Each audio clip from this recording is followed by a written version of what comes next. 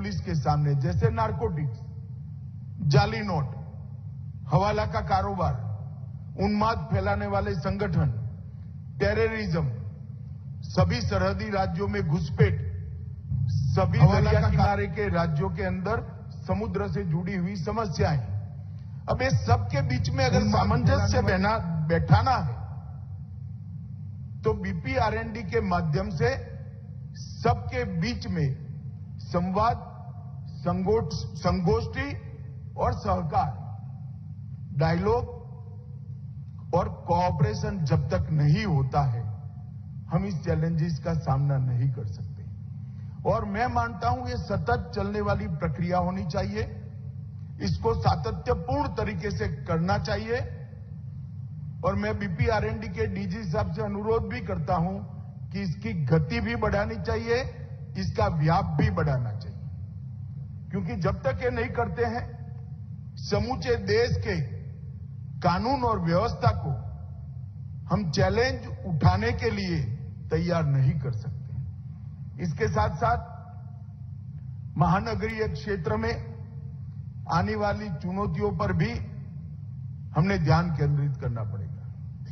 मैं मेरा एक अनुभव बताता हूं। मैं गुजरात राज्य का गृह मंत्री था।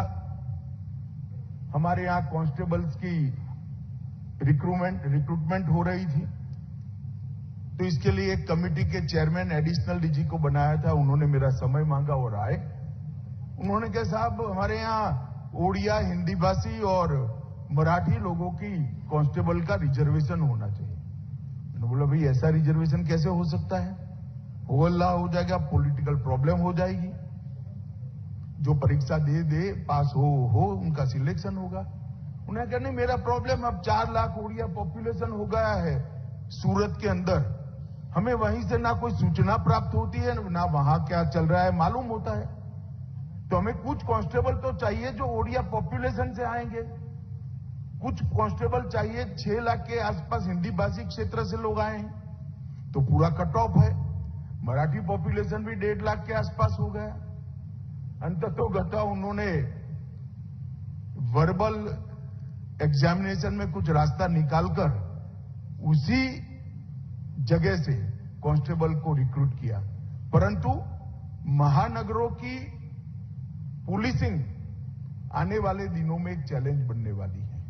इस पर भी अगर अभी से रिसर्च हमने नहीं किया, रिसर्च के नतीजों के साथ इसका अभ्यास कर हमारी रणनीति को नहीं बदला, तो आने वाले दिनों में महानगरों की सुरक्षा को भी हम अच्छे से नहीं कर पाएंगे।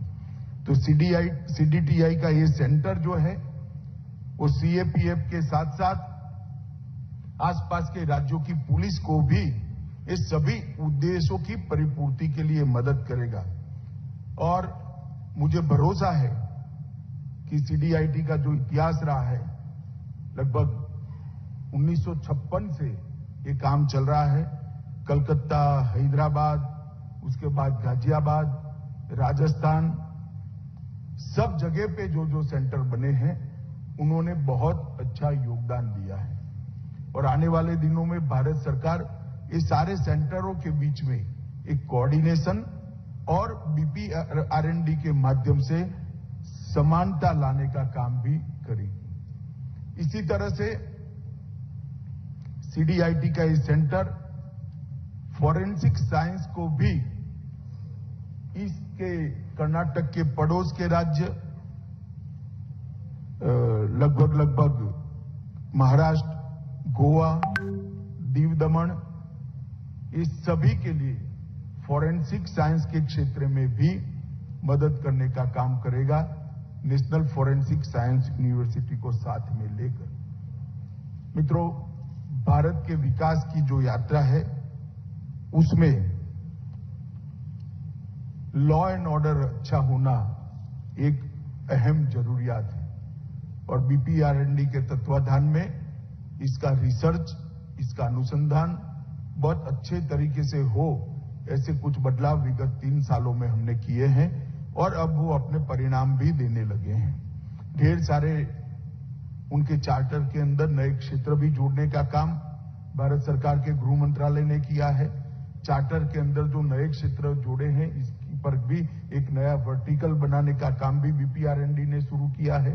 मोडस ऑपरेंडी ब्यूरो भी इनके तत्वाधान में चल रहा है। ढेर सारी चीजों को हमने इसके साथ जोड़ने का काम किया है। तो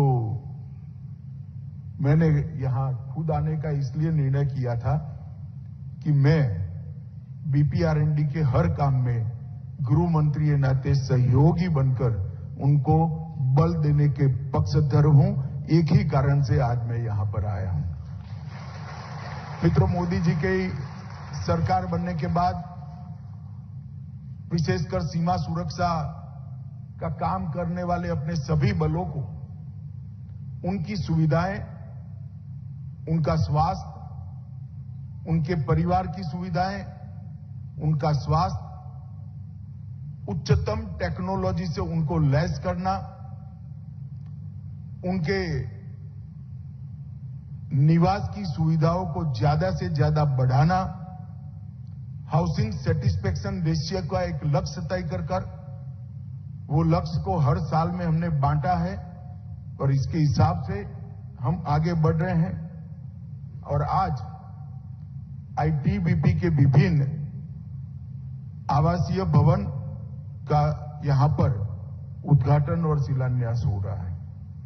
मित्रों, भारतीय जनता पार्टी के सरकार बनने के बाद, मोदी जी के प्रधानमंत्री बनने के बाद, चाहे सीएपीएफ्स के निवास हो या एडमिनिस्ट्रेटिव ब्लॉक्स हो, इसके लिए या सरहद पर तैनात बैरक्स में रहकर काम करने वाले जवान हो, उनकी सुविधा के लिए हमने बहुत कुछ किया है और आगे बहुत कुछ करना भी चाहते हैं।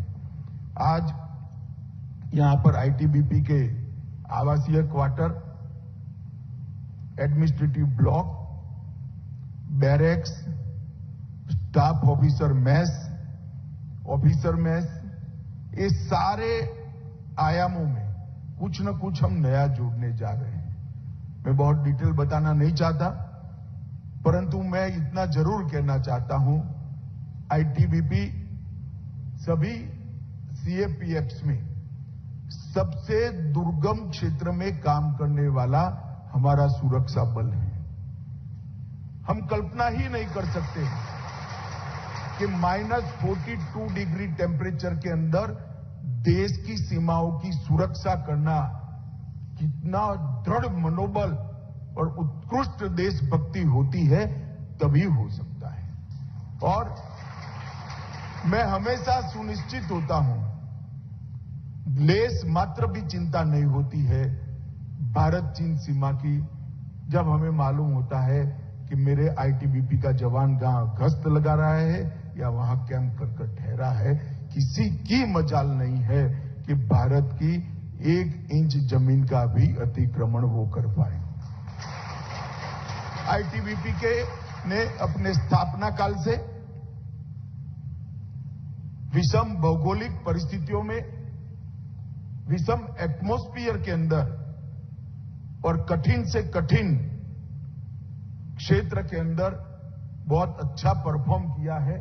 इसलिए मैंने ठेठ उत्तर के जितने भी राज्यों का दौरा किया है, चाहे अरुणाचल हो, कश्मीर हो, लद्दाख हो, हर जगह पे आईटीबीपी के जवान को हिमवीर कर भारत की जनता बुलाती है और ये उन्होंने दिया हुआ उपनाम है।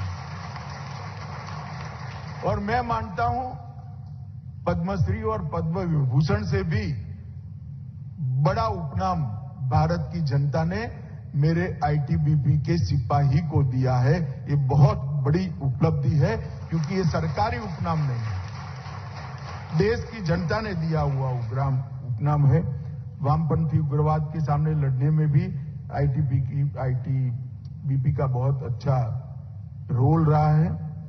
मित्रों, आज फिर से मैं एक बार कहूंगा, बीपीआरएनडी के माध्यम से प्रॉब्लम का आइडेंटिफिकेशन, प्रॉब्लम के ऊपर रिसर्च, इसके रिसर्च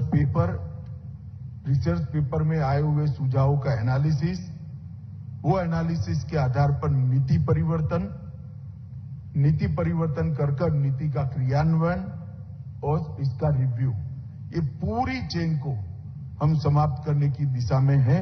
हमें इससे बहुत बड़ा फायदा मिलने वाला है और ये सेंटर वो उद्देश्य की परिपूर्ति के लिए बहुत काम करेगा।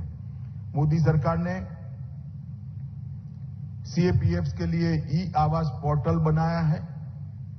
सिर्फ ई आवास पोर्टल के कारण ही लगभग 9% जितनी हाउसिंग सेटिस्फैक्शन रेशियो में बढ़ोतरी हुई है और इन 8 वर्षों में 31,000 आवासों का निर्माण किया है। 17,000 से ज्यादा आवास निर्माणाधीन है और 15,000 से ज्यादा आवास प्रक्रियागत इस बजट के अंदर हम अप्रूव करेंगे, जिससे मालूम पड़ता है कि हमारा हाउसिंग सेटिस्फैक्शन रेशियो ये सब आवास बनने के बाद 31,000, 17,000 और 15,000 ये समाप्त होने के बाद हाउसिंग सेटिस्फैक्शन रेशियो केंद्रीय सुरक्षा बलों का 60% से ऊपर चला जाएगा। वो मेरे लिए कम से कम देश के गृह मंत्री नाते बहुत संतुष्टि का विषय है और बहुत मन से इस काम को मोदी जी आशीर्वाद दे रहे हैं। हमारे जवानों की और उनके परिवारजनों की स्वास्थ्य की सुविधाओं को और मजबूत करने के लिए आयुष्मान सीएपीएफ योजना लेकर हम आए हैं। लगभग 35 लाख कार्ड वितरित किए गए हैं।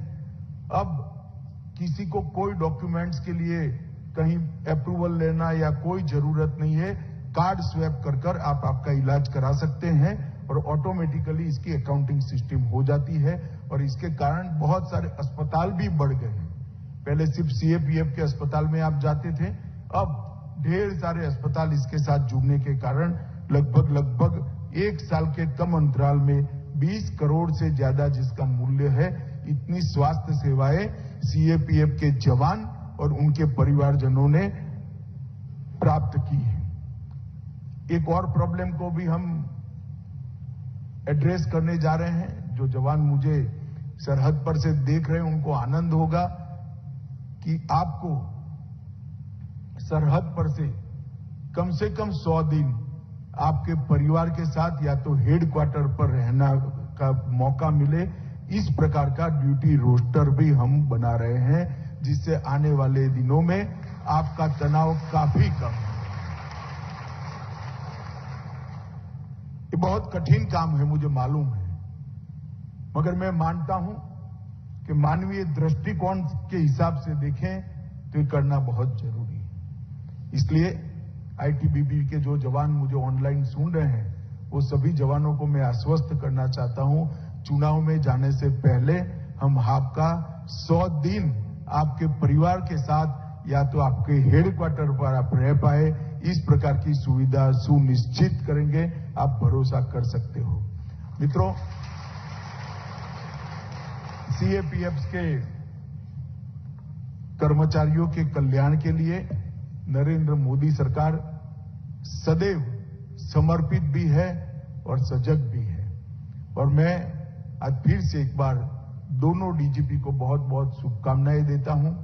हमारे डीजीपी आईटीबीपी भी यहां उपस्थित है और श्री बालाजी श्रीवास्तव भी यहां पर उपस्थित है।